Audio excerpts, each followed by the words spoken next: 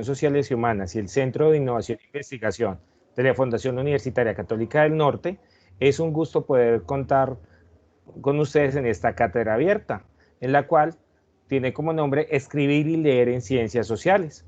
Tendremos entonces a nuestra invitada, la magíster en lingüística Claudia Fernández Franco, quien hace parte del grupo de investigación en edición de la EIB y es también docente de cátedra de la Universidad de Antioquia.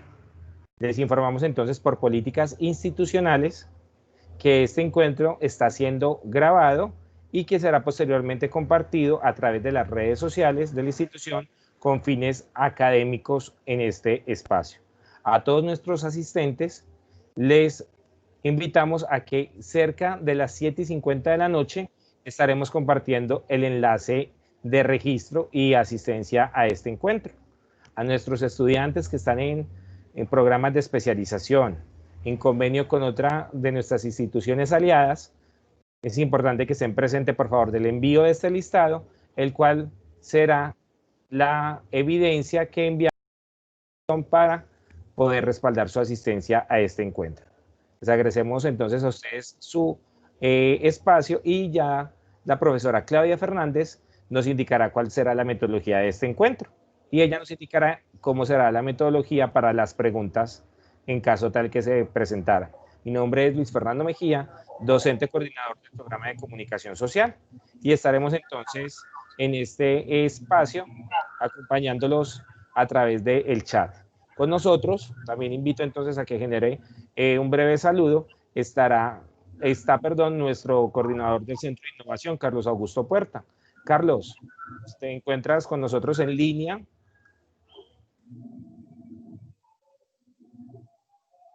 Muy buenas noches para todos y todas y un saludo muy especial para nuestra invitada Claudia, quien muy amablemente ha aceptado esta invitación por parte de la Fundación Universitaria Católica del Norte para compartir sus experiencias, sus vivencias, pero también sus propuestas, escribir y leer desde las ciencias sociales. Entonces, Claudia, darte la bienvenida, agradecerte en nombre, como bien lo decía Luis Fernando, de la Fundación Universitaria Católica del Norte, de su Facultad de Ciencias de la Educación Sociales Humanas y del Centro de Investigaciones e Innovación. Y obviamente que a través de tu relación y tu contacto con nuestro docente Alexander Sánchez. Es para nosotros muy grato seguir aportándole a nuestra comunidad académica, digamos, estas herramientas y estos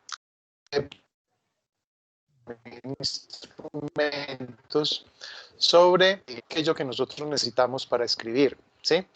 Entonces, Claudia, bienvenida, y a todos los asistentes, a todos y a todas las asistentes, estudiantes de nuestra institución, pero también de otras instituciones, profesores, es decir, pues aquí creemos que hay personas de diferentes escenarios, de diferentes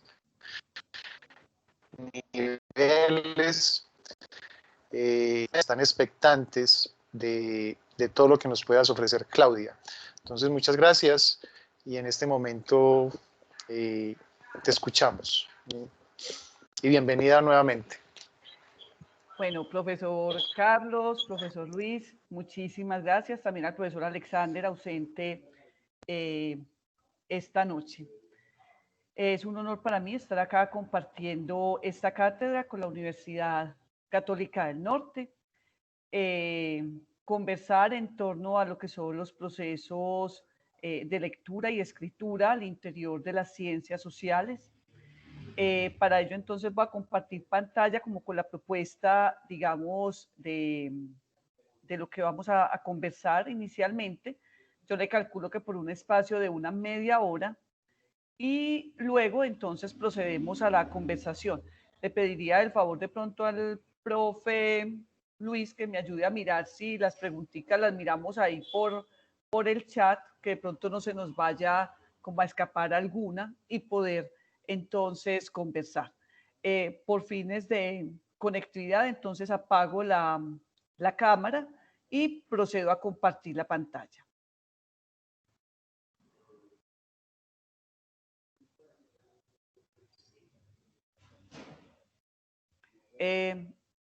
¿Se ven las diapositivas? Sí, profesora, en este momento estamos viendo. Perfecto, muy bien. Bueno, entonces el título de nuestra conversación para esta noche son algunas estrategias para la lectura y la escritura académica en el contexto de las ciencias sociales y humanas. Quiero enfatizar en que pues lo hago en las ciencias sociales y humanas, que es mi área de trabajo, de formación, sin que eso signifique que de pronto para las ciencias naturales y exactas, algunas de estas estrategias no puedan ser útiles, ¿sí? Bueno, entonces vamos a mirar en nuestro plan de trabajo unos objetivos que nos proponemos hacer. Con esta charla vamos a mirar unos conceptos básicos, 3 en particular: la alfabetización académica, los géneros académicos y la comunicación académica. De esta manera estamos entonces orientando esas estrategias dentro de estos conceptos y, digamos, dando un contexto importante para lo que en estos momentos necesitamos.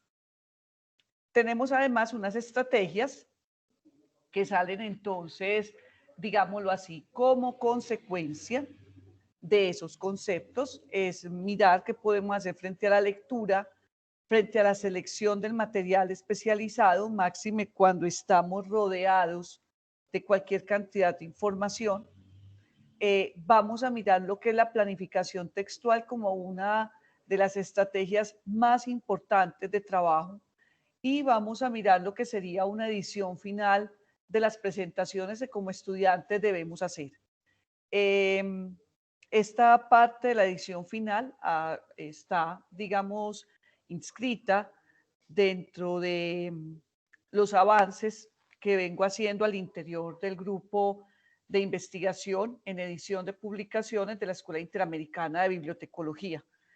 Tema, además, que me apasiona muchísimo porque pues todo texto es susceptible de mejorar, de cambiar, de reformarse, de decir que quedó genialísimo, que quedó súper guau. Entonces, toda esa parte de esa edición final para que uno diga esto quedó excelente, quedó perfecto, es parte de lo que hay acá en este asunto de la edición final. Muy bien, entonces, ¿qué nos proponemos en esta noche? Presentar unos elementos básicos relacionados con la alfabetización académica, los géneros discursivos y la comunicación académica, para relacionarlos con estrategias de lectoescritura académica en el contexto de las ciencias sociales y humanas.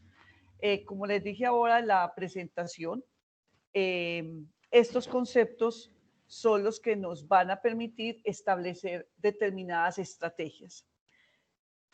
Y en segundo lugar, entonces vamos a proponer esas estrategias para la lectura y la escritura académica dentro de nuestro contexto. Bueno, entonces, cuando nosotros hablamos de alfabetización académica, estamos hablando de varias cosas. Lo primero es que es una de las formas, digámoslo así, actuales de abordar la lectura y la escritura en el campo universitario. Acá quiero hacer como una aclaración importante y es la siguiente. Nosotros venimos de un proceso educativo, mal contados, de preescolar a 11, en el que lectura y escritura y la clase de español es la más, de las que más horas tiene, ¿sí?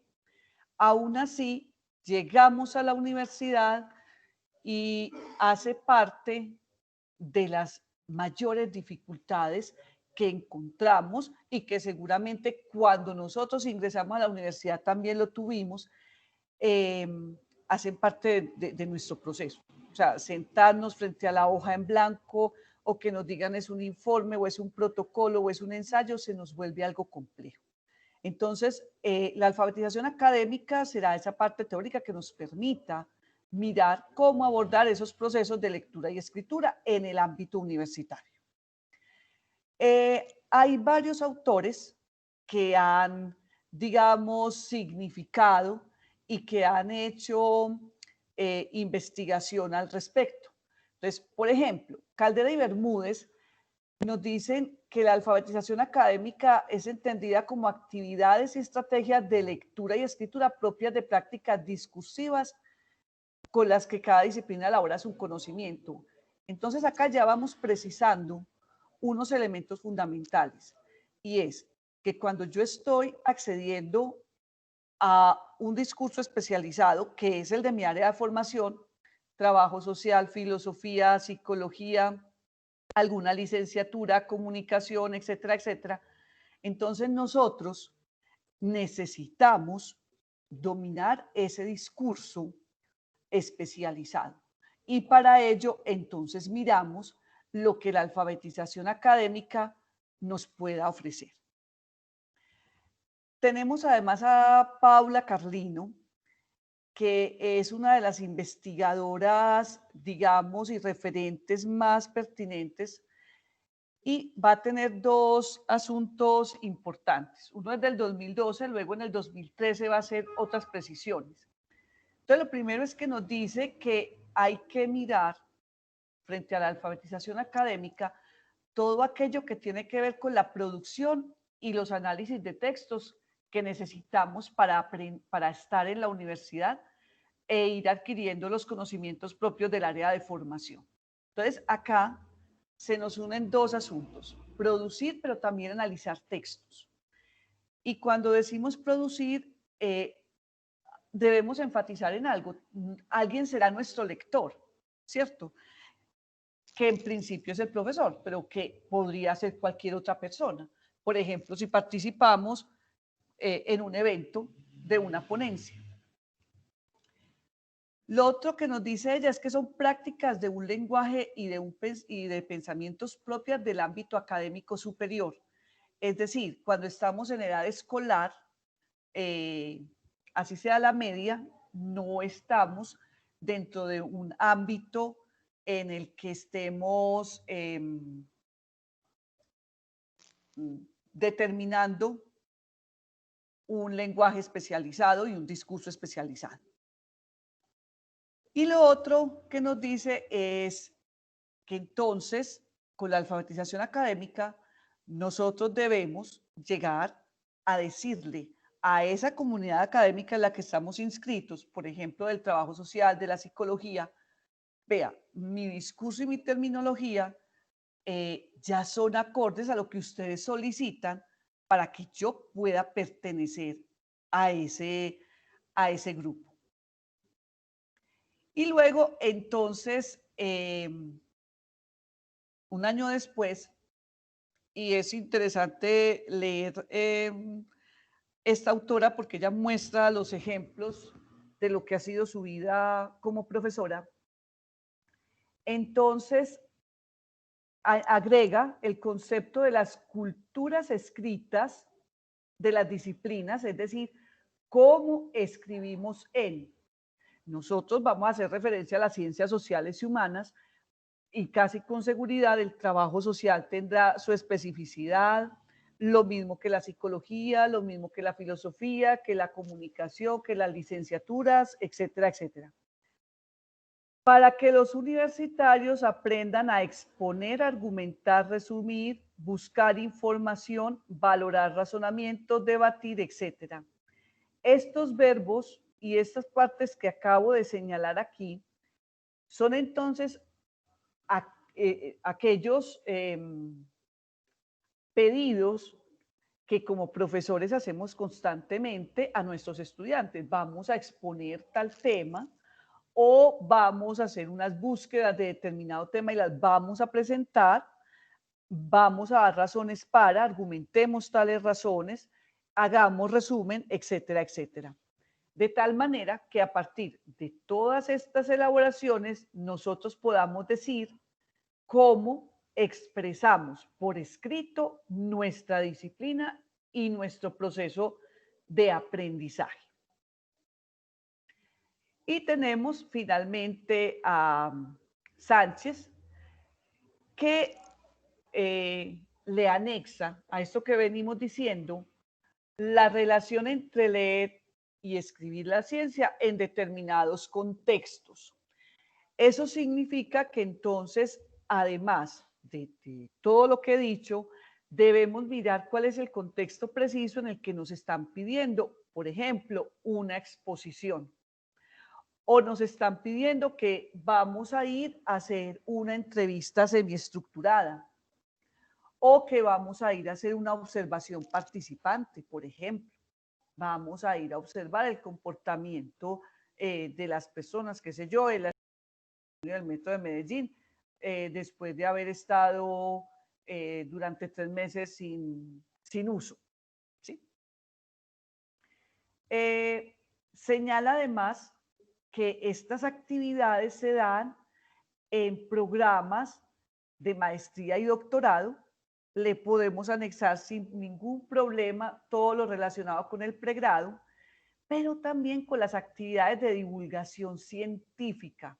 Eso significa que entonces nosotros estamos dentro de la alfabetización académica también mostrando y diciendo qué es lo que estamos trabajando para que esa otra comunidad internacional, incluso regional, porque a veces ni nos conocemos entre nosotros, qué es lo que pueda tener, ¿cierto? ¿Qué es lo que está mostrando?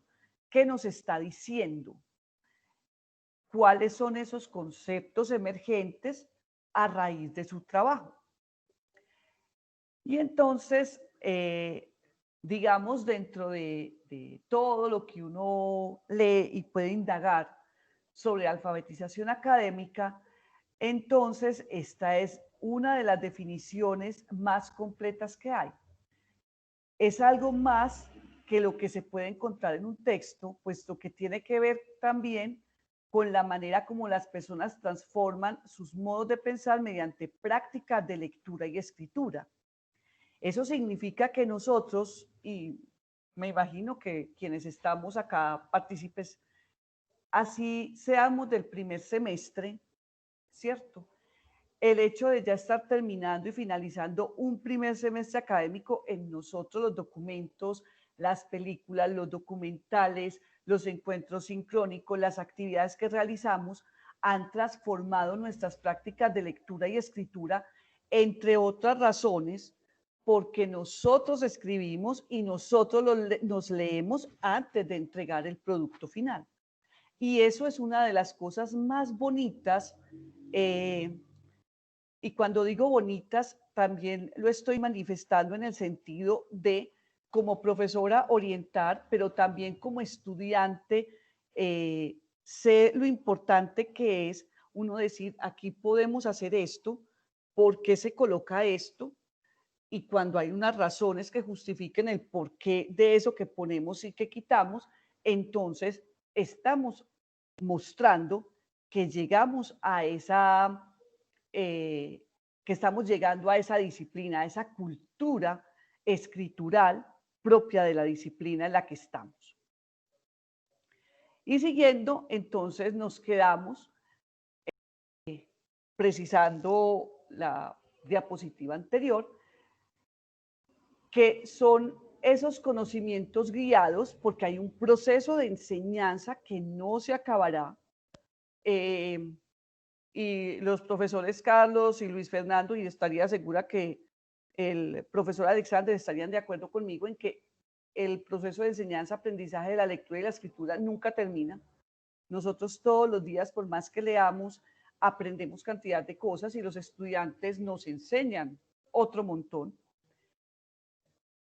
De prácticas discursivas contextualizadas y continuas, contextos, situaciones, referentes, puestas en marcha de estrategias retóricas para ser parte de la cultura discursiva de las disciplinas.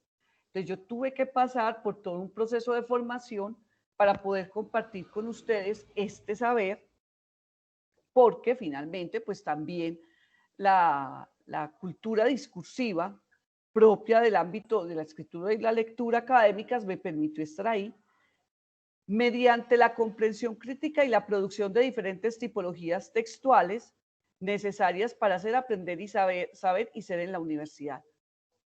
Comprensión crítica y producción de diferentes tipologías que enseguida lo vamos a ver con los nuestros productos escriturales deben ser el resultado final de una lectura crítica y analítica. Deben ser además los productos de un análisis crítico, no criticón, en el que nosotros también adoptemos ciertas posiciones frente a lo que hay y a las realidades que circundan, ¿cierto? Por eso el contexto es tan importante. Y pasamos entonces, porque acá lo dijimos, las diferentes tipologías, al segundo concepto importante. Entonces, alfabetización académica. Cada uno de nosotros está en un proceso de enseñanza-aprendizaje en una determinada área. Cada una de esas áreas del saber, llámese psicología, trabajo social, filosofía, alguna licenciatura, comunicación, tiene unas características propias de su discurso que lo hacen ser académico. Entonces, nosotros en nuestro proceso de formación necesitamos dominar no solo el discurso, sino también la terminología propia de esa área. Ese es nuestro proceso inicial cada que iniciamos un proceso académico. Ahora, ¿cómo vamos a mostrar eso? A partir de los géneros académicos. Este concepto de géneros es bien interesante porque nos permite definir estructuras y definir objetivos, ¿cierto? El profe me está pidiendo o la profe me está pidiendo un informe de lectura, ¿qué es lo que quiere? ¿Cierto? ¿Cuál es el objetivo de hacer un informe de lectura y no un ensayo? ¿Cuál es el objetivo de hacer un proceso a partir de unas macroestructuras, seguir con un informe, seguir con una reseña y por último terminar en un posible ensayo, ¿cierto? ¿Por qué se dan esos géneros? Entonces, el género es una convencionalización de patrones textuales.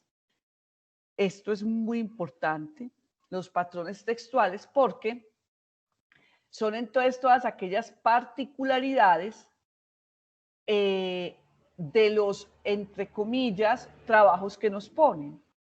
No, es que me pusieron un trabajo en la universidad. Bueno, ¿cuál trabajo? Ah, no, me dijeron que escribiera, pero que escribieras qué, ¿cierto? Entonces hay que mirar.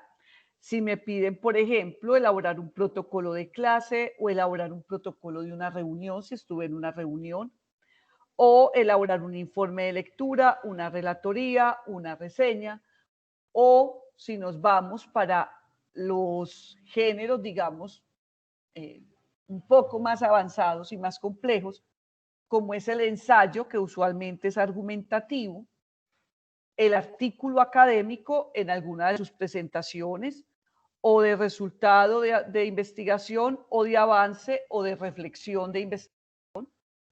Entonces, cada uno de ellos tiene unos patrones textuales, una estructura que cumplir, ¿cierto? Por el objetivo que cada uno de ellos a su vez requiere. Y de unos modelos lexicogramaticales, ¿cierto? Porque entonces yo no voy a escribir de manera jocosa. Mira, tiene la emoción. Como me pide el discurso y la terminología propia de esa área de trabajo, que dependen del propósito o del objetivo de la comunicación, porque por alguna razón estamos haciendo un informe de lectura y no un resumen, ¿cierto? Que esos son los objetivos que se plantean a partir de esa alfabetización académica. Y tenemos el último concepto, que es la comunicación académica, ¿cierto? Es decir, ¿yo para qué estoy haciendo eso? Entonces, yo estoy haciendo eso por muchas razones. Yo estoy haciendo comunicación académica para mostrar los avances que hay en determinado grupo. Yo estoy haciendo comunicación académica para demostrar que al interior del trabajo social, la psicología, la comunicación, hay algo nuevo que decir, ¿cierto? Y en el contexto en el que nosotros estamos, la comunicación académica será la que me diga a mí, venga, hay que proponer estrategias porque debemos no solo aceptar, sino también reconocer las dificultades para elaborar algunos géneros discursivos. Yo quiero hacer énfasis en estos dos verbos, aceptar y reconocer, es porque cada uno de los géneros, informe de lectura, reseña, relatoría, ensayo, artículo, etcétera, tiene unas características. A veces no es fácil sentarse a trabajar en ellas, pero no es imposible. Entonces, aceptar y reconocer esas dificultades de muchos estudiantes, porque habrán otros que seguramente escriban más fácil, nos debe motivar a nosotros en ver en la alfabetización académica una excelente manera para que eso se pueda empezar a mejorar, ¿cierto?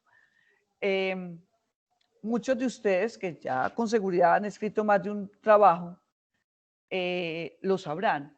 El texto no es último ni definitivo, es susceptible de mejorar, y en la medida en que es susceptible de mejorar, entonces podemos ir mirando esos eslabones para superar estas dificultades. Bueno, lo otro dentro del proceso de comunicación es que no podemos dejar de lado las prácticas de oralidad. Esas prácticas de oralidad se presentan, por ejemplo, en conferencias, en seminarios, en los que los estudiantes van, pero previamente han debido mandar vía escrita eso de lo que van a hablar. Entonces, como debo enviarlo escrito, lo escrito debe quedar tan bien escrito que no haya duda en decir, sí, usted es aceptado, usted nos va a mostrar de qué ha hablado. En esta medida, entonces, nosotros necesitamos revisar también al interior de estas estrategias que esos textos finales puedan ser publicados. Y esas publicaciones se convierten en un elemento fundamental porque son las memorias las que van a ir a cualquier cantidad de partes del mundo. Entonces, no es solo que se quedó en el congreso que se hizo en la UCN de Trabajo Social y Psicología con Comunicaciones, sino que eso pasó a la de Antioquia, a los de la Nacional, a los de la San Buenaventura, pero entonces también vinieron los estudiantes de otra universidad de Canadá, la otra de la UNAM, y todo eso se empieza a compartir, entonces debe quedar muy bien elaborado, debe mostrar que usted con ese texto efectivamente domina tanto el discurso como la terminología. Ahora sí, pasemos a las estrategias. Entonces ustedes me dirán, bueno, ya hablamos de alfabetización académica, hablamos de unos géneros, es decir, la forma en la que yo voy a expresar mis conocimientos académicos, informe de lectura, reseña, relatoría, ensayo, artículo académico, las tesis y las monografías, por ejemplo. Y tenemos que, con estos elementos, vamos a comunicar nuestra ciencia, nuestra disciplina. Vamos a hacer un conocimiento científico. ¿Qué estrategias entonces podemos emplear para que nos quede, digamos, elaborado de la mejor manera? ¿Cierto? Que nos digan, uy, sí, yo creo que así puede ser. Acá yo voy a decir algo que seguramente muchos de ustedes dirán, pero es que la profe Claudia no está diciendo pues nada como extraterrestre ni raro. Efectivamente, estoy diciendo algo que seguramente desde primaria y en el bachillerato nos lo dijeron y que ahora se vuelve fundamental para uno visualizar y poder entender esos textos un poco más complejos que nos ponen. Entonces, lo primero frente a las estrategias para la lectura. ¿Cuál es el objetivo de la lectura que me han dicho que debo hacer? Es decir, a mí me están diciendo es que te debes leer el manual de redacción académico-investigativa. ¿Por qué me lo debo leer? ¿Cuál es el objetivo con que el docente me está diciendo debes leer esto o debes ver este documental? Preguntémonos internamente con cuál objetivo es con el que yo lo estoy haciendo. Hay algo que yo acostumbro a decirle a mis estudiantes. Pues es obvio que uno de los objetivos es que hay que ganar la asignatura, pero además de ese objetivo hay algo también personal, porque esto se nos vuelve un asunto personal, que es el compromiso conmigo mismo frente al conocimiento y a mi profesión. Revisemos el autor y el origen del texto. Si hay forma de uno saber ese texto, por qué surgió, quién lo escribió, dónde, eso nos va a generar una ampliación sobre lo que yo voy a hacer. Por ejemplo, si en los textos literarios a mí me dicen, leas el libro tal, vamos a suponer que es un autor que está vivo, entonces yo creo que podré más fácil ir indagando a ver quién es, por qué lo escribió, de dónde surgió.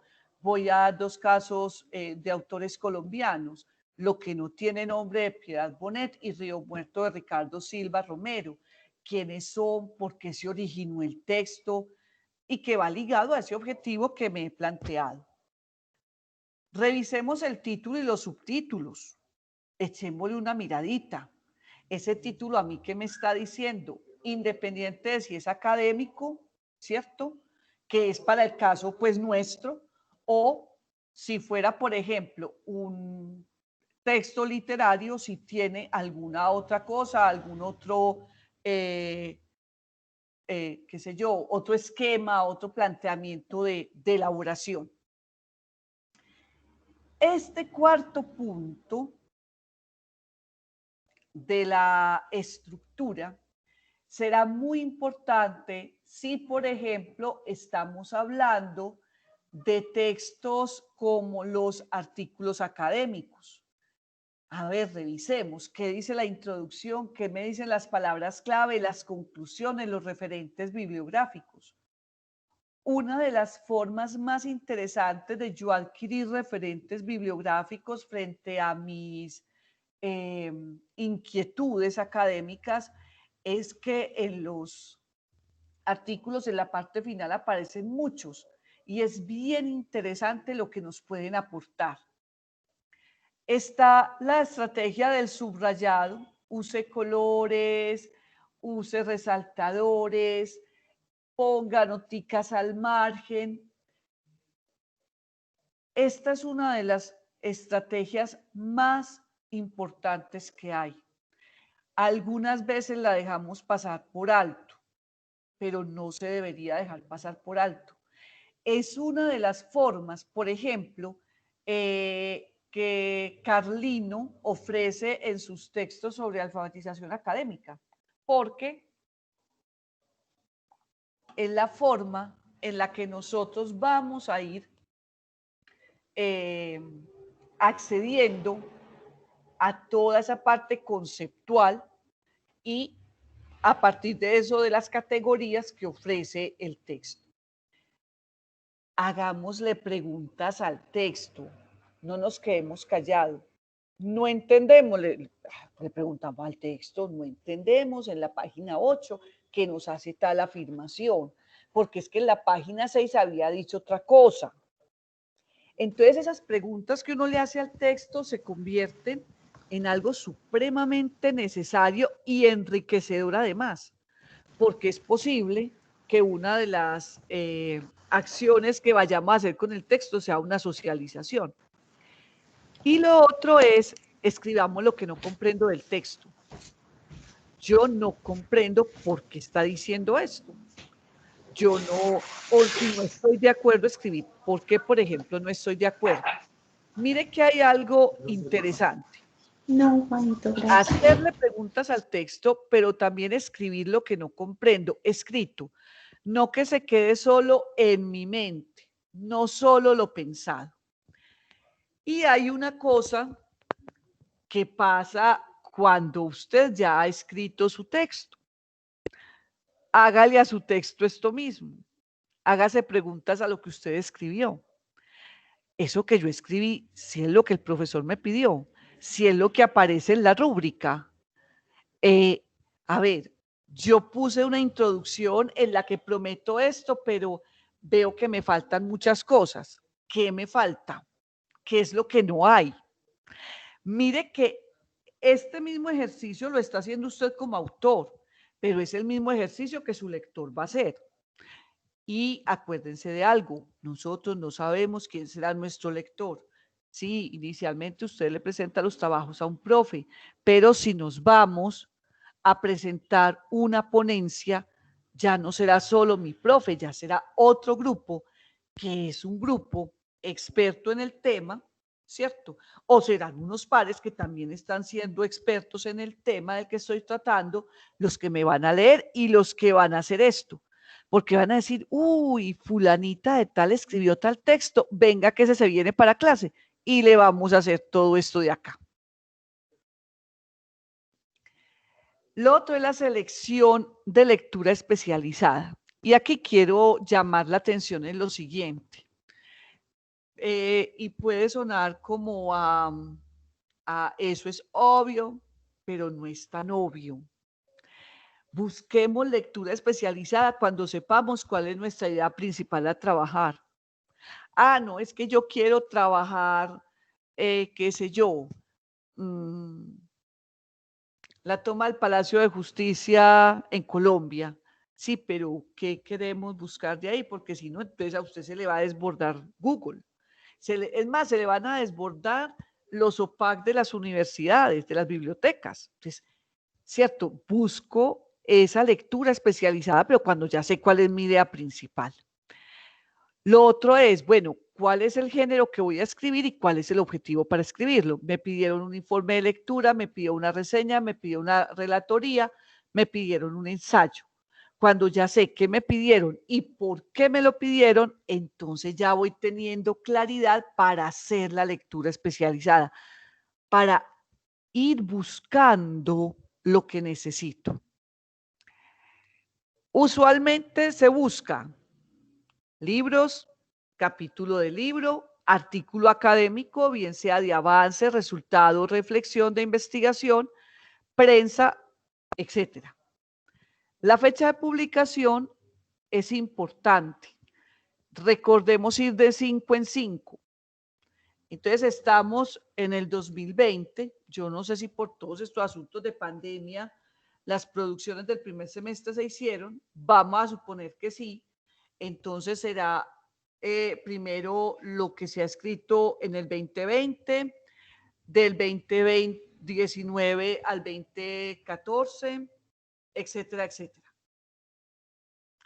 Del 13 al 8 y así vamos mirando. Ojo con algo, que creo que es una situación en la que muchos seguramente se han visto envueltos o se verán, y es esto. Todo texto académico y de otra índole, pero en el caso que nos compete es académico, va a tener un punto final. Entonces hay algunas veces que uno ve a los estudiantes todos felices, que 10 referencias, que 15 y uno, venga. Primero, ¿a qué horas vamos a leer todo eso para hacer un trabajo final que son 5 páginas? Y lo que necesitamos es algo muy puntual.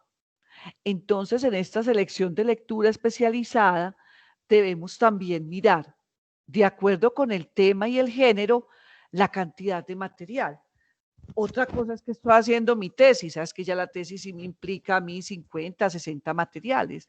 Ya hay unos requisitos establecidos, pero si es un trabajo final, usualmente 4 o 5 materiales, porque es un texto que con toda seguridad no van a ser 30 páginas. No creo que sean tantas páginas.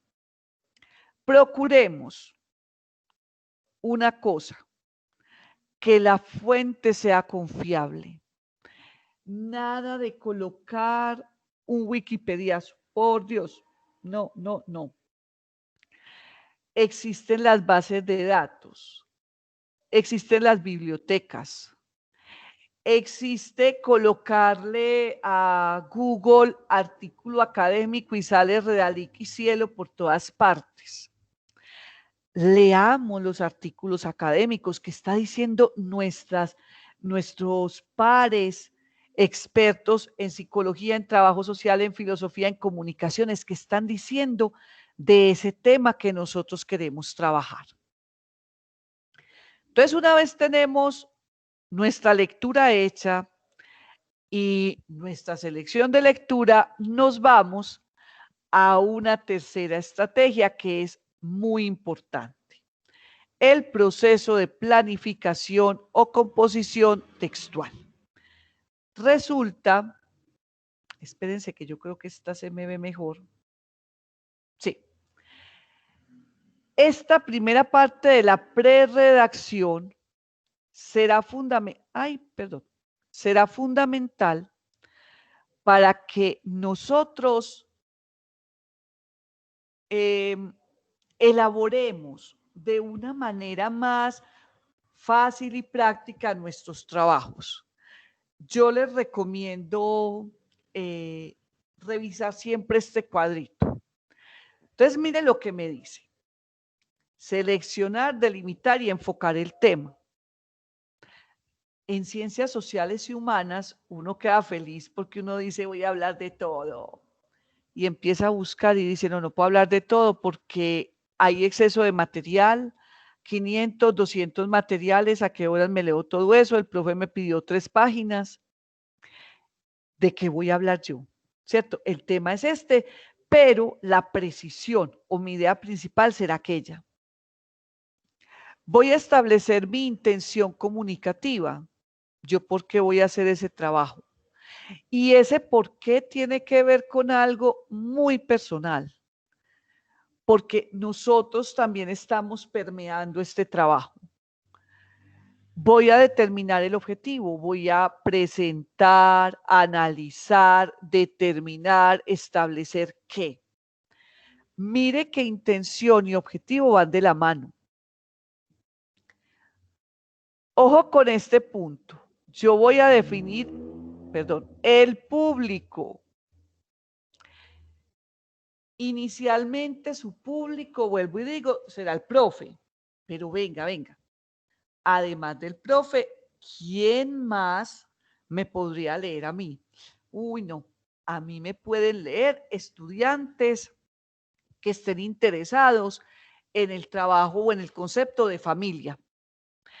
A mí me pueden leer personas que, bien sea académicos o no, que estén interesados en el tema de la escritura y la ortografía. Entonces, ahí en esa definición de público será muy importante también saber cómo voy a determinar lo otro.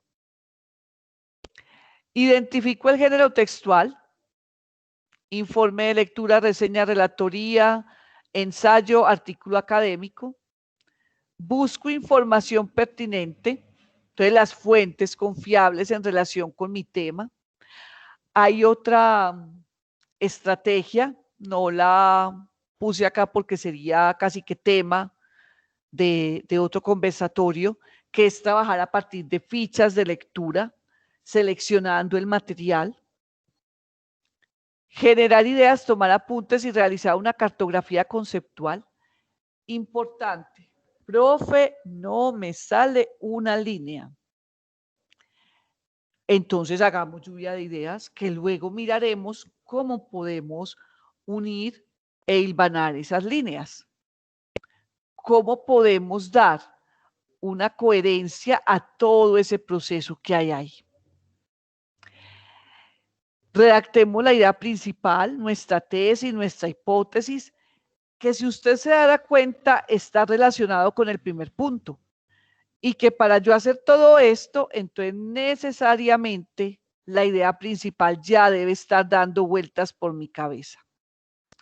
Podemos hacer un mapa conceptual y dependiendo del tipo de género, por ejemplo, si es para una tesis o monografía, es interesante proponer una tabla de contenido preliminar para trabajar.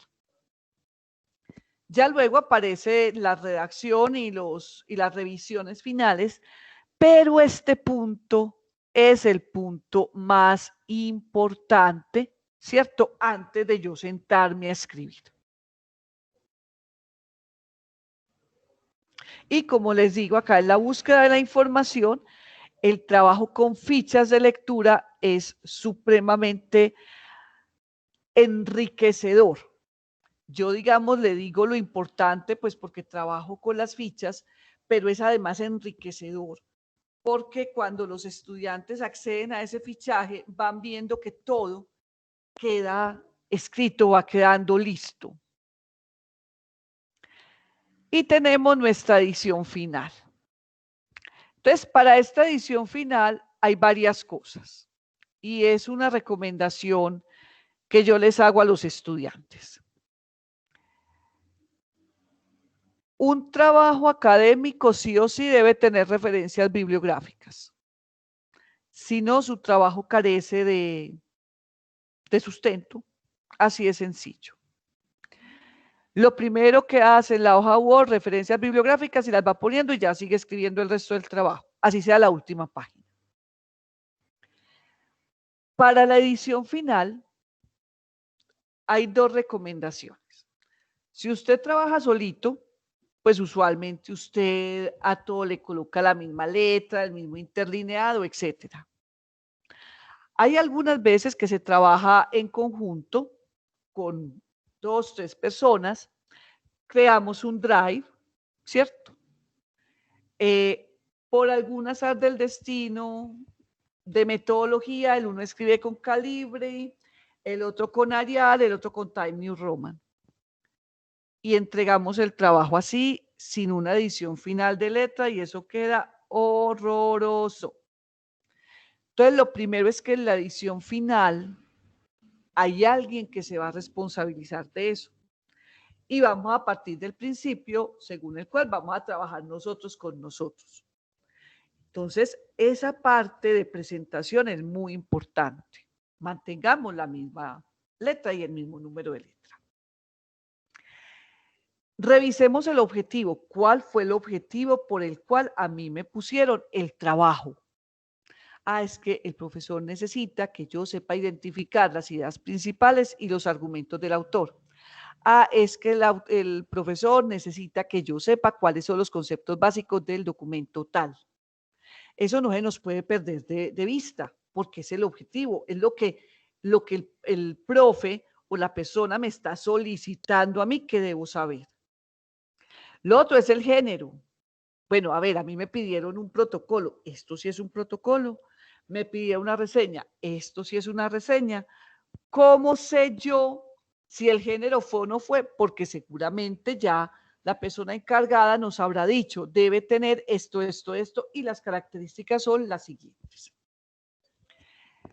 Hay una estructura común a la mayoría de géneros y a la mayoría de trabajos académicos que nos piden. La introducción, las conclusiones y las referencias bibliográficas. Entonces ya he dicho que sin referencias bibliográficas, pues queda por fuera el trabajo. Una introducción que nos permita a nosotros ubicar al lector. Querido lector, aquí usted va a encontrar esto, esto y esto. En el siguiente trabajo, no es el siguiente trabajo, es la siguiente reseña, informe de lectura, ensayo, etcétera, etcétera. Ubiquemos al lector. Luego hacemos nuestro contenido según los requerimientos y las conclusiones. ¿Yo a qué llegué con ese trabajo? ¿Qué me deja ese trabajo a mí en lo académico? Pero también, si hubo facilidades y dificultades con ese trabajo, deben estar ahí. Es muy importante que nosotros sepamos por qué ese trabajo fue fácil o por qué ese trabajo fue difícil de hacer. Por último, las referencias bibliográficas que usualmente estarán puestas ahí a disposición y revisar, la mayoría de las veces será con normas APA séptima edición o con las normas exigidas. Tenemos entonces acá todo un proceso de edición final. Y aquí vuelve y juega lo mismo. Así como cuando usted consigue un texto y usted dice, pero este texto sí que tiene errores. Esto fue que no lo pasaron pues ni siquiera por un corrector. Eso mismo va a pasar usted con su trabajo. Hasta aquí entonces va como la presentación, me pasé más del tiempito. Creo entonces ya, profe Luis, que podemos proceder como a escucharnos unos 10, 15 minuticos ahí haciendo uso del tiempo del amable público que ya me extendí un poquitín más. Profesora, muchísimas gracias por estos aportes y también esta invitación a la reflexión también de esos ítems que tenemos que tener un poco con el proceso de la escritura. Tenemos una pregunta en chat de la señora Valentina Fontalvo Quintero. Señora Valentina, usted tiene micrófono y desea de pronto realizarla directamente. Hola, sí. Hola, ¿cómo estás? Hola, profe, muchas gracias por el espacio, por la invitación. Muy interesante e igual estas herramientas y estrategias yo pienso que siempre es importante como reafirmarlas y seguirlas como trabajando porque son cosas que a veces también se nos olvidan o que no caemos en cuenta de ciertos detalles, entonces me parece muy importante. Yo decía ahí en la pregunta que, pues no sé si me hice entender que yo tengo un problema con el tema de las fuentes. Sí. Tú decías en una parte como que si el trabajo no era tan largo, pues uno no se iba a poner un montón de fuentes ahí, pues como en cuanto a la citación, ¿cierto? O sea, de ponerlas en la bibliografía. ¿Sí? Es decir, en la bibliografía debe estar lo que leí y lo que cité, ¿cierto? Es posible que se hayan leído, qué sé yo, 10 textos y finalmente sean dos los citados y los que verdaderamente entre comillas, fueron los que me sirvieron. Pero esa era la pregunta. De todas maneras, debo poner los otros que también me sirvieron. Pues yo siempre hago eso. Digamos, no sé, vamos a hablar de un territorio. Entonces yo a veces sí cojo páginas como más básicas que digan datos generales del territorio. No sé si eso esté bien o si uno debe omitir eso. Bueno, Valentina, ahí hay una pregunta bien importante porque de todas maneras hay datos que no se pueden cambiar, ¿cierto? Qué sé yo, por ejemplo, la ubicación de un municipio o latitudes y todos estos asuntos especializados se deben colocar.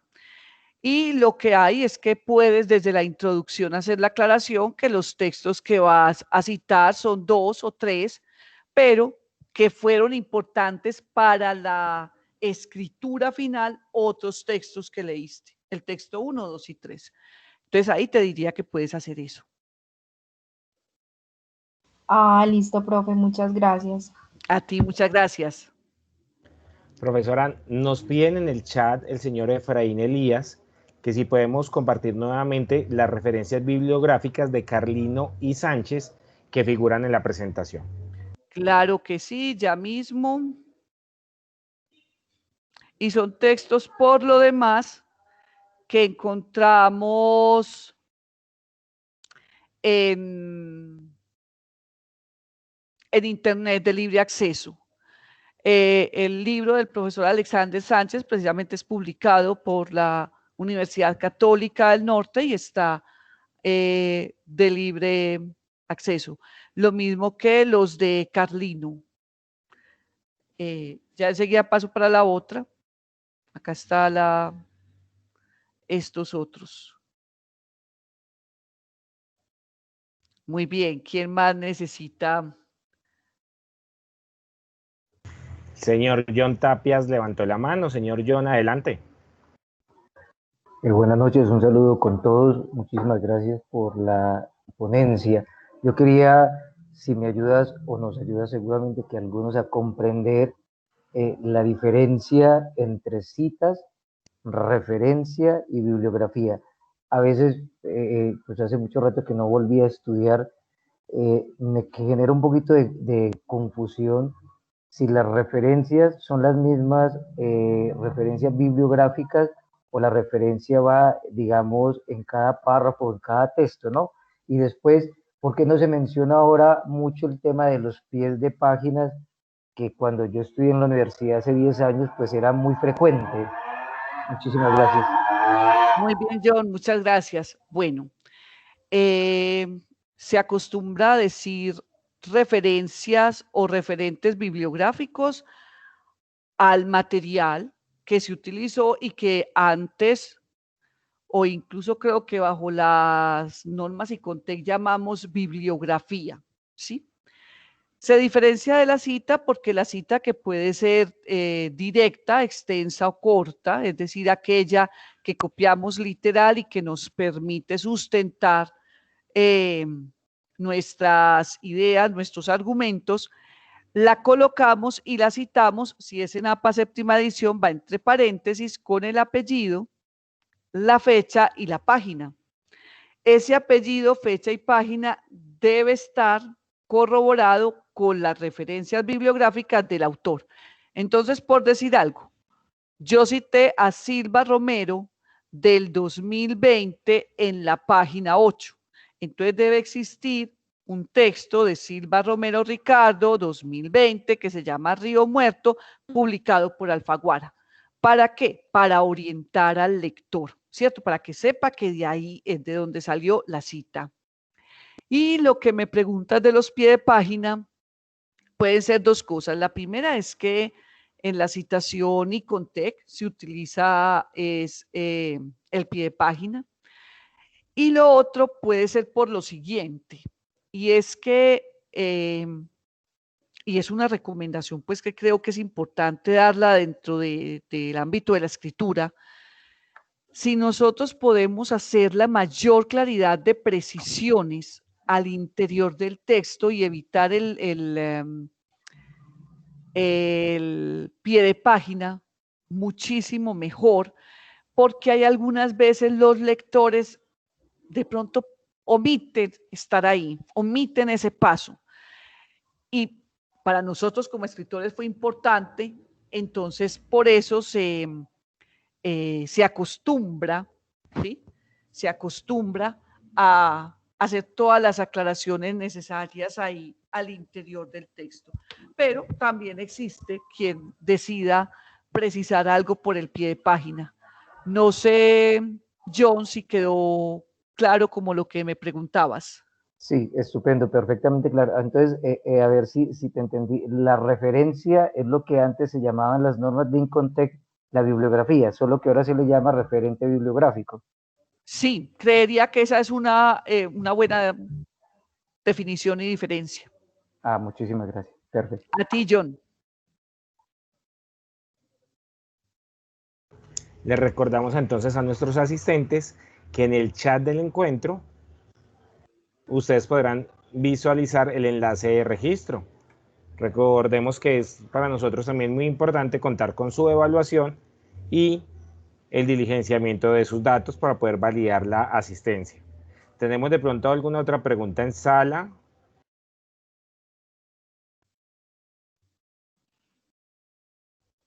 Profesora, para ir entonces cerrando quizás un poco, tenemos el tema que teníamos hoy, era escribir y leer en ciencias sociales, ¿cierto?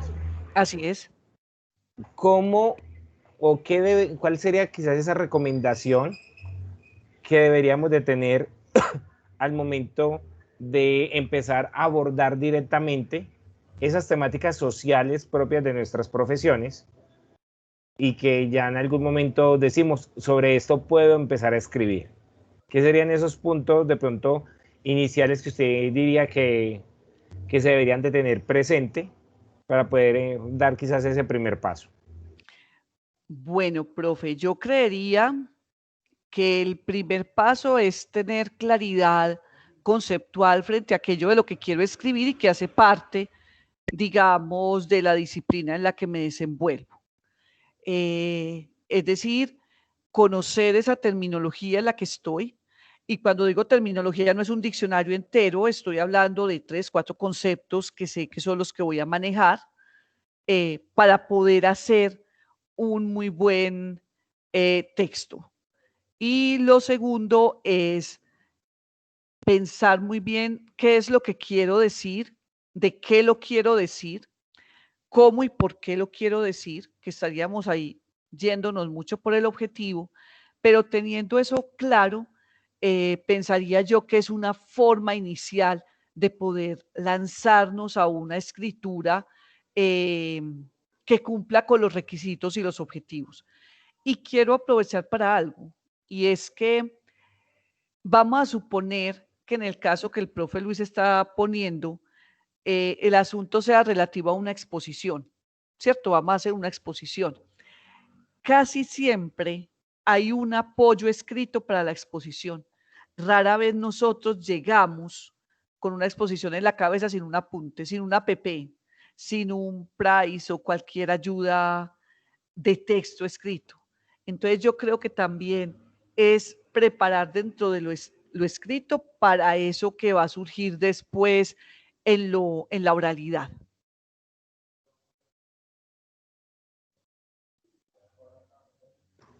Profesora, muchísimas gracias. Como dice usted, hay que también ir validando y siempre tener esos procesos y esos recursos para poder generar algún proceso pues como complementario e ir generando estos procesos directamente de escritura. Contamos entonces en este momento en sala 38 personas, tuvimos un promedio de 47 personas en este espacio. Les recordamos entonces a los asistentes que en el chat del encuentro se podrá visualizar el enlace para el registro de asistencia de este espacio.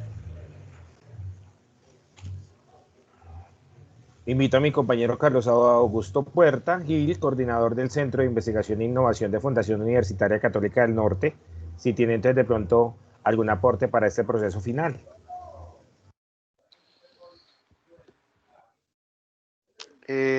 Luis, muchas gracias. Y de nuevo, un agradecimiento muy especial para la profesora Claudia. Creo que este aporte es muy significativo y es muy importante para todos nosotros. Creo que nos han compartido unas herramientas muy valiosas para leer, para escribir. Considero que son estrategias de estudio, pero también estrategias y herramientas para escribir. Alfabetización académica, como bien lo escuchábamos en esta presentación, esencialmente es esa capacidad nuestra para usar la lectura y la escritura y de esta manera poder interactuar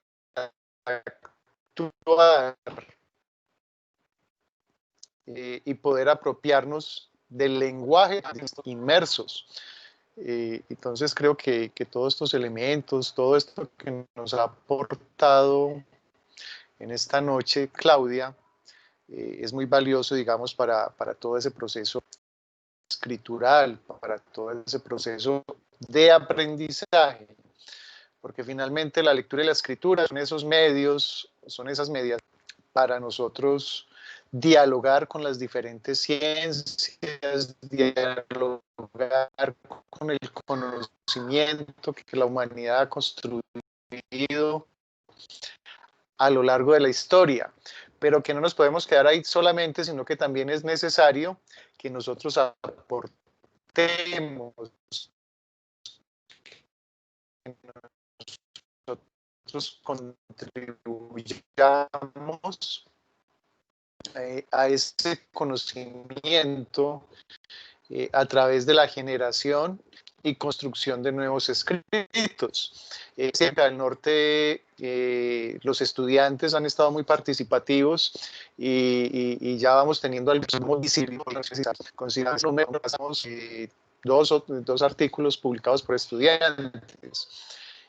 Creo que para el siguiente número vamos a tener ya muchos más escritos de los estudiantes, entonces eso nos llena de gran satisfacción saber que se está generando una cultura de escribir para publicar, que es lo que nos aportan esta noche. Entonces, Claudia, en nombre de la Fundación Universitaria Católica del Norte,